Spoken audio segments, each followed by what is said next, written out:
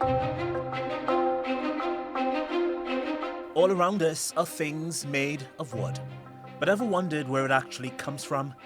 Coming up, we trace the journey of a tree, from forest to furniture, explore the environmental impact of logging, and the growing push to make timber supply chains more transparent. There's no way out of climate crisis without healthy forests. Plus, fish farming is one of the fastest growing food industries, but new allegations from an undercover investigation are raising questions about animal welfare inside a salmon hatchery in the US. I documented workers slamming and stomping fish into concrete.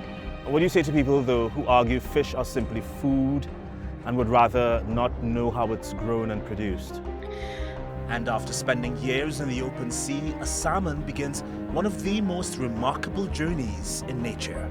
Just 2 degrees is on. Now.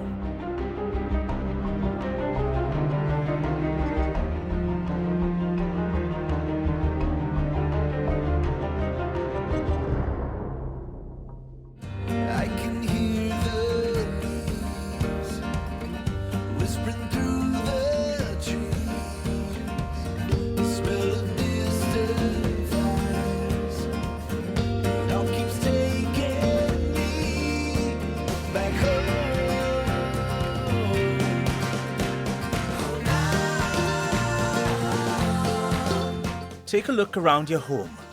Maybe it's your dining table or floor. Maybe it's the frame holding up the roof above your head. Whatever it is, some of it may be made of wood.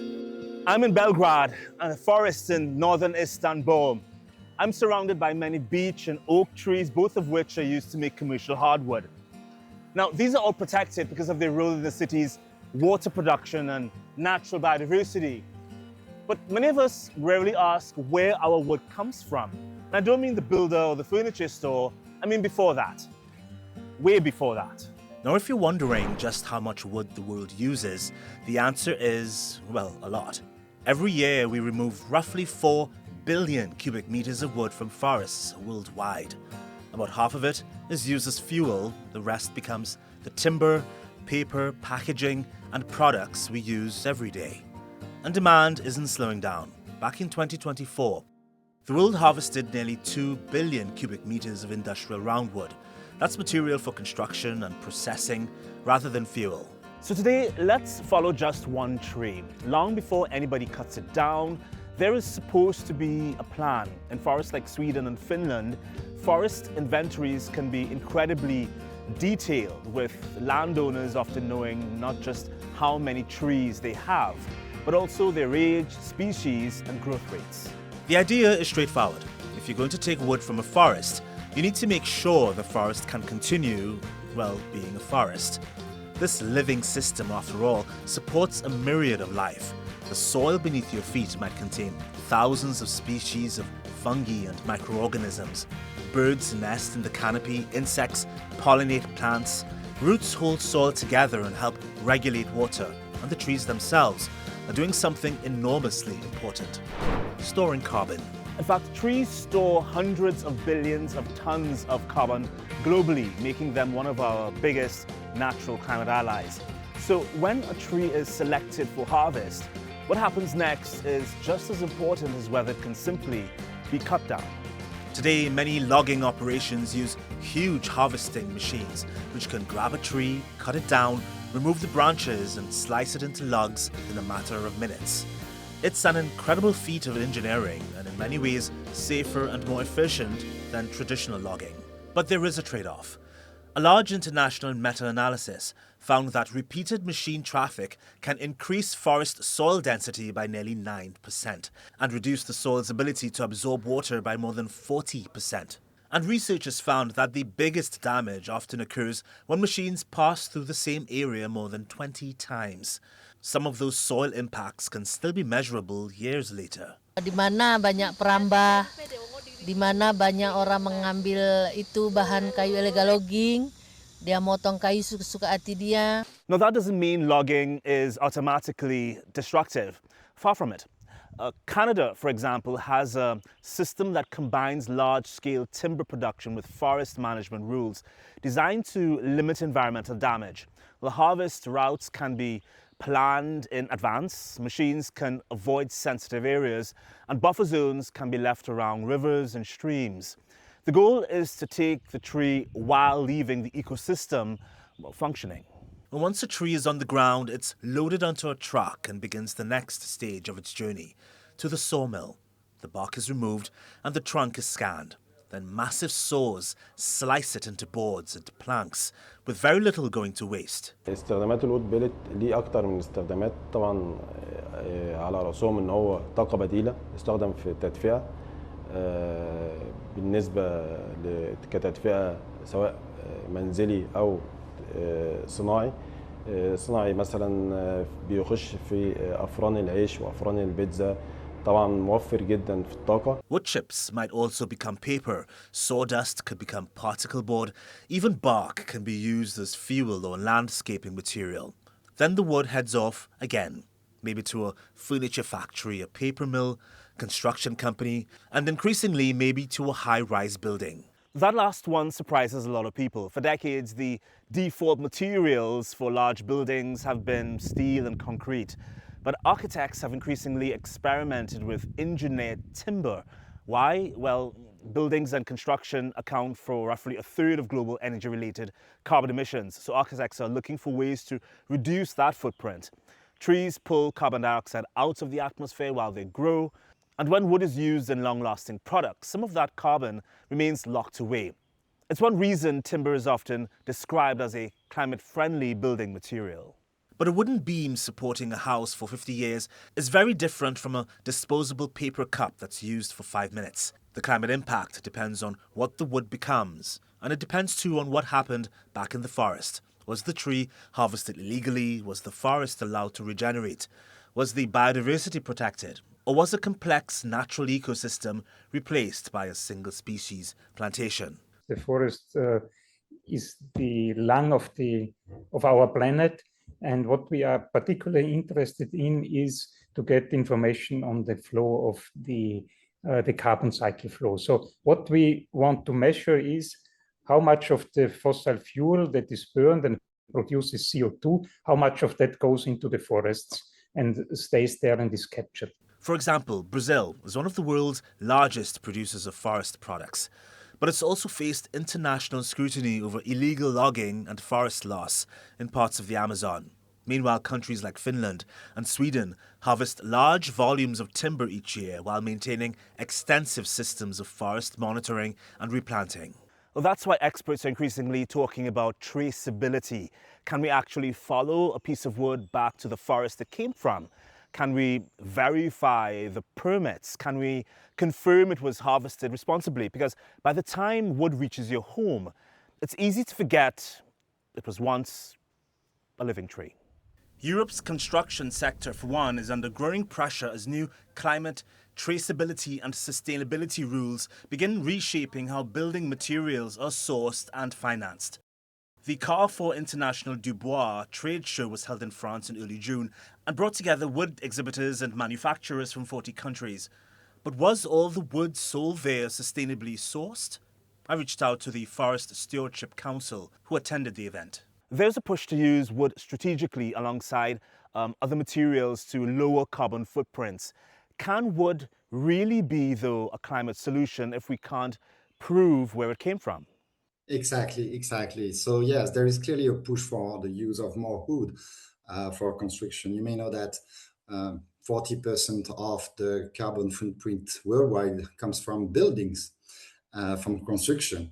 So yeah, clearly there is this move for wood in the construction sector. But as you say, we need to work out and to define ways to have healthy forests. Because there's no way out of climate crisis without healthy forests. So that's where we stand in FSC. And that's why we define rules for forest management so that we can keep on having healthy forests in the future. So we're seeing huge enthusiasm for wood construction across Europe with huge projected revenues by 2033. Is there a danger, though, that demand grows faster than our ability to guarantee sustainable forestry? Of course, the more we build in wood, the more forest matters. That's the point. And that's where we have to work collectively. Maybe just two words on FSC, how we were built. So our NGO is built with NGOs, environmental NGOs, worker unions, indigenous people, and companies. And together they set up the rules to define what is the good forest management that can provide wood now, but also in the future. And this needs to also take care of biodiversity, soil, water, and this is, of course, a collective matter. So we also need to take care of people. We need to take care of worker rights. We need to take care of the rights of indigenous people in the countries where there are indigenous people. So that's the set of rules our members in our NGO define to ensure that we can mitigate climate crisis. Unfortunately, the climate crisis is here, and forests can't do everything in front of this climate crisis. But I'm sure we can mitigate it and ensure that we will have forest in the future for construction. Is there a way you think consumers can tell the difference between genuinely sustainable timber and, say, greenwashing? Yeah, I think the question is who set up the rules? If a company set up its own rule, it may be different than if a company discuss with other organizations. And again, that's what we are trying to do in FSC. It may be not perfect, but I think that's the only path. And my opinion is that, our opinion in FSC actually, is that the only path is dialogue. We have no choice. We are humans, and humans can do a lot of things collectively. And that's why we set up this governance in FSC that includes a lot of voices of NGOs, of worker unions and indigenous people, but also companies, because who at the end is going to provide these buildings? Who is going to ensure the traceability of the wood material? Companies. So we have to integrate them in the topic so that they can themselves take care of the forest and the products that they are managing. Really appreciated the chat, thanks. So now let's talk about something else, fish farming. It's often seen as one answer to a growing problem, how to feed a planet that wants more seafood without putting even more pressure on wild fish populations. But an undercover investigation is revealing in distressing detail how some farmed fish are being treated way before they even reach our plates. In 2018, I went undercover for Animal Outlook to conduct the first ever undercover investigation into a U.S. fish farm and exposed cruelty at Cook Aquaculture's salmon hatchery in Bingham, Maine. 7 years later, another undercover investigator returned to see what, if anything, had changed. Yeah, it was a bad one. Granted, we did a lot of stuff that we weren't supposed to do. I got on the video from a fish named Kobe. I never missed. During Animal Outlook's first investigation of Cook Aquaculture's salmon hatchery, I documented workers slamming and stomping fish into concrete, while many fish were left to slowly suffocate. I filmed fish suffering from severe deformities, fungal infections eating away at their faces, and filthy conditions breeding disease. Workers even cut off their sensitive fins in a practice known as fin clipping. Nope, she pissed me off. I hunted her down and I found her on Instagram. I found where she's from. I was gonna send like a horse tongue or something to her mailbox. I was gonna send like a deer tongue or something, or like some brains. Yeah. But she's like an animal activist. I called up Erin Wing at Animal Outlook. She's one of the investigators who went undercover at an industrial Atlantic salmon factory in the US state of Maine. Erin, let's start with some context here. In videos recorded by you and your peers, one manager talks about the company doing many things they weren't supposed to do, and then other workers discussed ignoring operation protocols. What exactly were they doing? There were many things that I observed during my time there 6 years ago that were quite egregious. So, for example, a lot of workers throwing fish um, across many feet from one tank to the other. These were fish who were slightly anesthetized, but they would be able to feel the impact of hitting the water, especially at the speed at which they were thrown.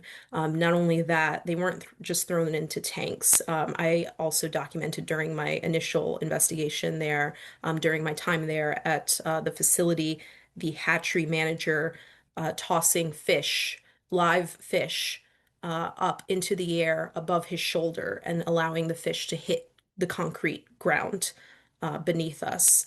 And he made attempts like that multiple times to do trick shots, which is just flipping the fish into the air in attempts to getting them into a empty barrel where other fish were being suffocated to death. These were fish who were unwanted by the facility. They had no desire to keep the fish alive. So these were fish who were growing too slow to keep up with the production speed at the facility. Um, so that's just one example, just the throwing of the fish. There were also fish being slammed against the sides of concrete tanks. And that was just during our first investigation. So when we returned in 2025, um, there is the same hatchery manager present there.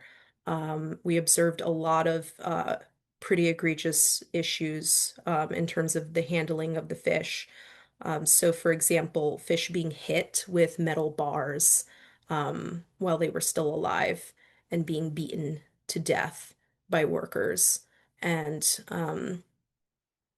it was just really upsetting to see. Yeah, I can really hear the pain in your voice, Erin. What emotion, though, were you getting from the men as they treated the fish in that manner? Was it boredom, apathy, or did you get the impression they were deliberately being cruel? One of the most poignant and telling, eye-opening experiences that I had during the first investigation during my time there, interacting with these workers every single day for months, I truly got a sense of what the mentality was at the facility. And I mean, it can be seen in a lot of our investigations footage from 2025 as well. Just the commentary that the workers had about the corporation, about Cook Aquaculture specifically as a corporation, and how it seemed that the corporation itself was not really interested in the fish health side of things. They, according to the workers, the company was more concerned with fish production. And that was really apparent to the workers. I could feel that energy way back in 2019 when I was there at the facility. Um, just this sort of defeated mindset, I think, when it comes to workers. In some cases, we're at that facility for over 5 years at that time, over 10 years. And when any individual is employed by whatever facility for that number of years, they definitely get a sense of what the structure is like and what they have to adhere to, and the standards that are set for employees that don't create that structure, they're just operating within it. The company is ultimately responsible for the structure of what takes place at the facility ultimately, and what practices are in place and what the workers adhere to. And so on my last day investigating the facility, when I was there on the ground as an undercover investigator, I spoke with the hatchery manager because I was looking into a barrel filled with live fish, and they were slowly suffocating to death. And at that time, that was the standard practice that was employed at that facility at Cook Aquaculture. And as I was staring into this barrel, the hatchery manager, well, my supervisor, he was a supervisor at the time, he came up to me And he said, yes, it's really rough the way that we kill them because they just suffocate to death. And he said it really used to bum him out. And then he told me, well, over the years, you just kind of get desensitized. What do you say to people, though, who argue fish are simply food and would rather not know how it's grown and produced? I would say that it's technically untrue that fish are simply food because they are sentient. They have the ability, it's scientifically proven that they have the ability to feel pain. It's very evident, especially in our undercover footage, where these fish are writhing in agony. We have a statement from an expert as well, a veterinarian, and someone who focuses specifically on aquaculture as well. And her opinion was that a lot of the fish appeared to be improperly stunned, um, being treated in a way that would cause them pain, and their bodies were clearly reacting to that. So the science is clear that fish do feel pain. They have the capacity to feel pain. And then when we get down to the science of it, it's pretty clear that yes, it is difficult to engage with the fact that someone might be supporting an industry that is ultimately harming the animals that they're consuming. But in order to, I think, be the best versions of ourselves that we want to be, and I fundamentally believe that most people are decent people at heart. Um, I think clearly most people would make the right choice to choose not to support that.